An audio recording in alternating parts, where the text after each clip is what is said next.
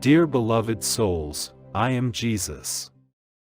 I come again to speak to you of spiritual matters in the hopes that I and others may inspire the world toward spirituality, awakening, and light. That they may know of the wonders of God's love, which transforms the soul, bringing the awakening of the soul that is so needed in your world. For the soul continues to sleep in many, and the mind so active and engaged in the material world. The balance that is required between the mind and the soul is nowhere to be seen in your world, other than those brave souls, merely a handful in your world, who are seeking to accomplish this balance, this awakening, through receiving the divine love of God, that which I taught and continue to teach as a truth in the universe. Today I wish to speak of communication between spirits and mortals, between ourselves and mortals, for there is a difference between what is required to communicate between celestial angels and mortals, in distinction between spirits of the several spheres and mortals. Though fundamentally the mechanisms are the same, the capacity to make a strong and consistent rapport with a mortal by we in the celestial kingdom, requires a resonance, a synchronization, soul to soul. So I will speak of these mechanisms, these material aspects of mediumship or any form of spirit communication that can take place between mortals and spirits. The physical brain is a complex mechanism made of many components that work together to create a sense of consciousness, of perception of the world, of mindful thoughts expressed in the world. For each individual upon your material plane, the way in which these components are connected, or as this instrument is fond of saying, wired, is unique to that individual. It is said that the capacity of the mind and the brain function together constitutes a small percentage of the possibilities and power of the mind and the brain. Indeed, there are many aspects of your material mind that are not well known, nor are they utilized very efficiently. But in the cases of some, the way in which these components of the brain work together allows the opportunity or open door for spirits to communicate to and through the consciousness of the individual. There are many elements within the brain which make possible clear communication once these elements are interconnected in a way that there is clarity and the brain has normal functioning, so that the attempts of spirit to communicate with the individual come to the conscious awareness of the individual. Some are more gifted than others. When I say this, I mean that these interconnections make for a favorable avenue of communication. Yet, within every mind and brain, there is the possibility of some form of communication with spirit. It is built within your DNA, your physical and spiritual being, and most importantly, within your soul. The soul has many aspects as does your physical being. Yet the soul is unique in its makeup, for it has no physical elements.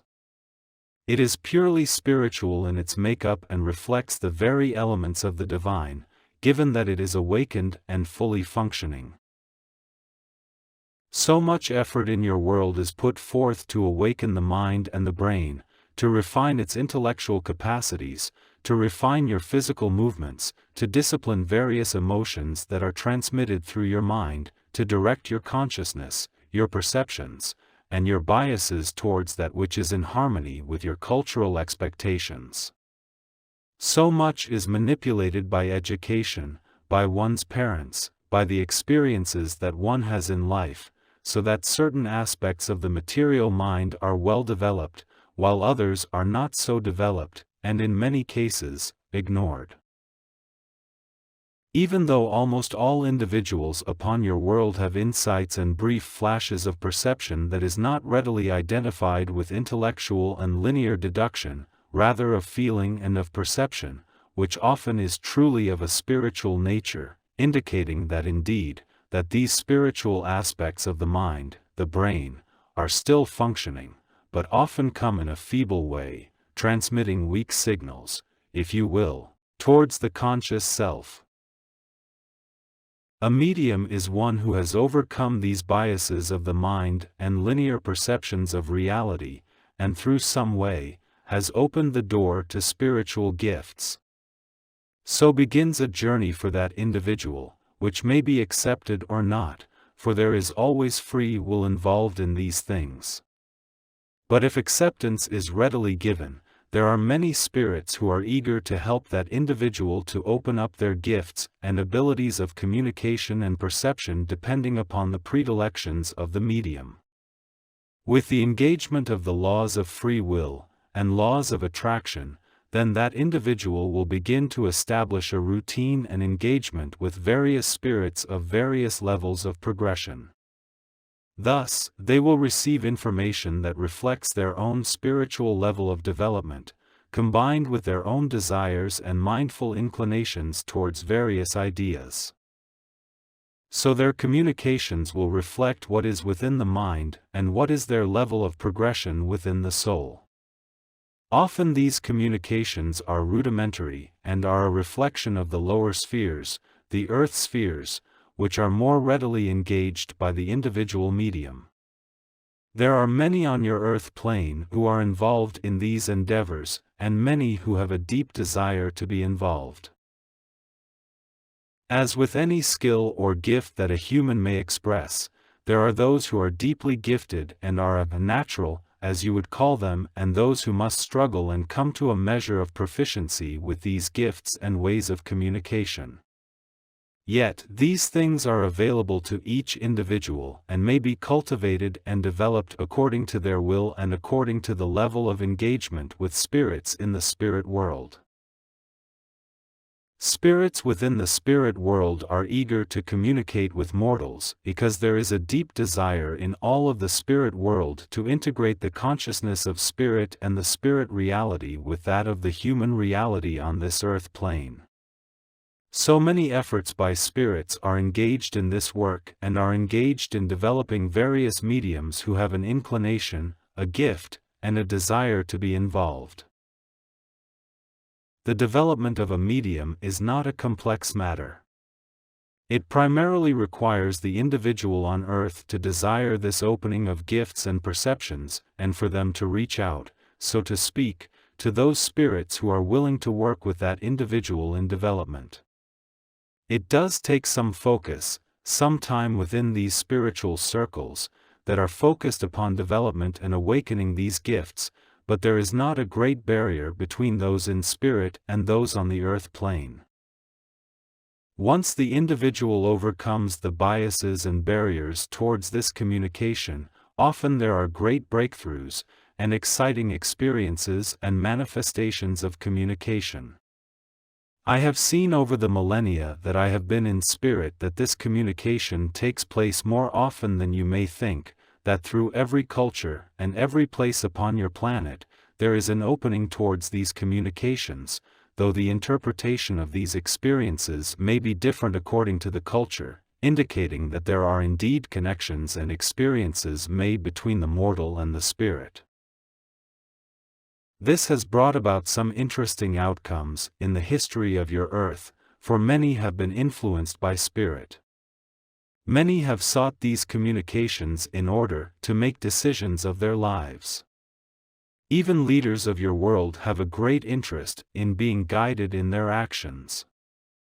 Though there are none who would admit such a relationship with the spirit world, and yet many things of a positive nature have been accomplished through these communications.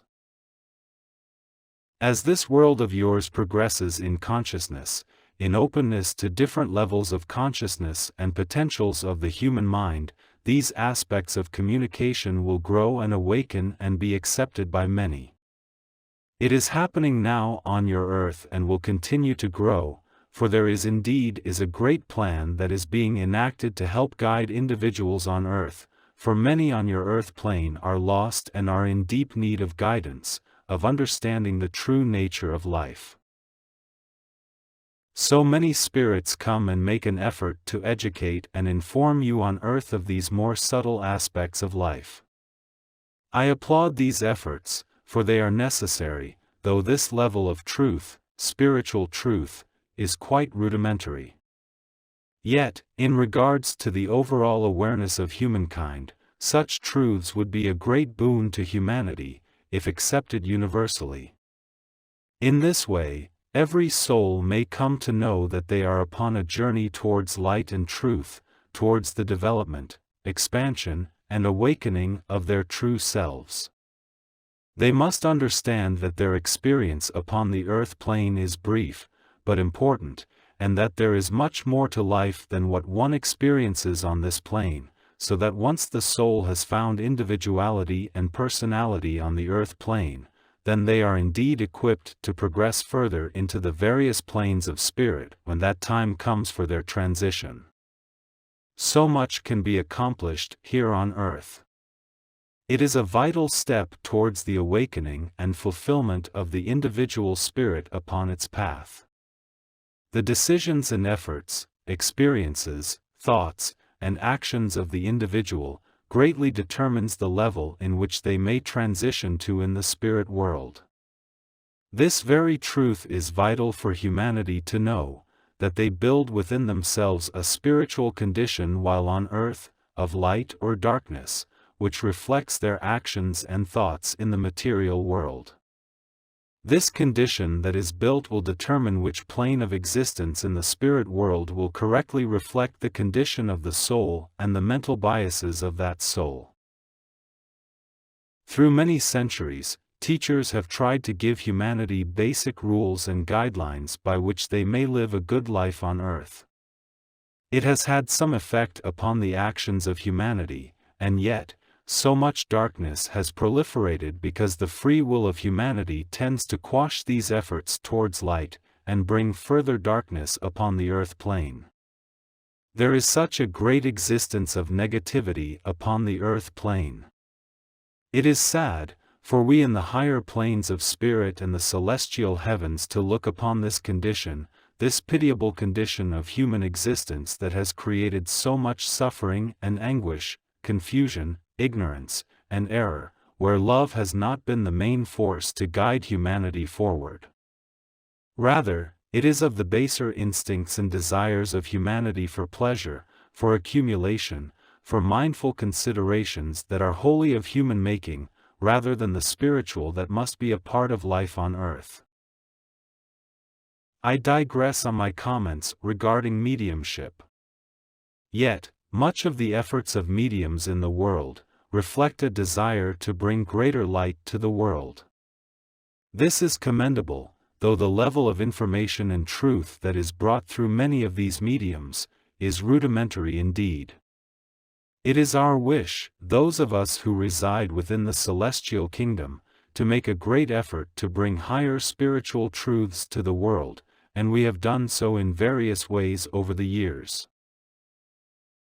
Our most successful effort was to bring forth these truths through the medium known as James Paget and the volumes that have been published which reflect what was given in these times, with James upon the earth. It took a great deal of effort on our part to establish a rapport with this individual because he was not into alignment with the divine love truths, though he had a great capacity in mediumship. Indeed, within his soul was a desire to be used as a medium for celestial angels. It took some time, however, to establish a rapport with James, and as we moved along in our efforts supported by his loved ones, especially Helen, he then came into greater alignment with our intended efforts and our communication and connection with him. He had to first understand the very foundational truth that one must pray for, and receive, the gift of divine love. This took time as no soul readily receives this gift in great abundance, but must work towards an openness, a reception to this gift from God. So James struggled and continued on in his work with spirits and entertained our efforts to come close and teach through him with our words, our attempt to bring truth to the world. Largely, this was a successful venture, though to our dismay, very few read these volumes in your world. Though they have been made available to humanity, few have come to them with an open mind and a willingness to learn. They have complained that the wording is archaic, that the communication is not concise, that they cannot relate to the words and the message. This is mostly because those who first approached these words do so with the mind which is highly biased and has certain expectations that their understanding may come quickly and easily through whatever avenue they are using in order to learn. This is a reflection of your earthly condition at this time, that one must come to things in an instant, that revelations may be easily obtained, that truth may be easily understood and practiced, and that a tangible result may come quickly. These barriers are great to our work. So we continue to communicate through various mediums on this earth plane. I wish to talk of how it is that we may communicate through a medium these higher truths and to establish a rapport with the celestial angels. As I have said with our dear apprentice, James, at the time, we had to educate him on the truth of divine love, and encourage him to pray to God to receive this gift, for there is nothing else in the universe that will open the faculties of the soul like this blessing, that is God's essence, poured within the soul. This is what ignites the various complex elements and aspects of the soul, which is within each individual. Though there are parts of the soul that respond to light and enlightenment of the mind, and to those actions and deeds which are of light expressed by the individual, but deeper and more complex elements of the soul are not affected by this light, that is a reflection of the potentials of the natural man. When an individual who is gifted in mediumship is educated as to the truths of divine love, and continues upon a journey of awakening through this great gift, of receiving its blessings, so we can then utilize the minds of the individual, of their brains and their souls, creating a vital interconnectedness between these two elements, which makes for an effective means of communication between celestials and humans. A certain level of soul awakening must take place for this to be a consistent and effective tool of communication between the souls of celestials that do not possess a mind, as you know it, but have a soul mind that is developed and awakened, and that of the individual who is still primarily of the material mind, but has a measure of awakening of the soul and its mind. Depending upon the progress of that individual in regards to his soul, then the communication may deepen and be more complex in nature. This communication will reflect the gifts of the individual. Each medium, each gifted soul is different in its makeup and abilities and expressions. There are very few mediums who are alike and cannot truly be compared.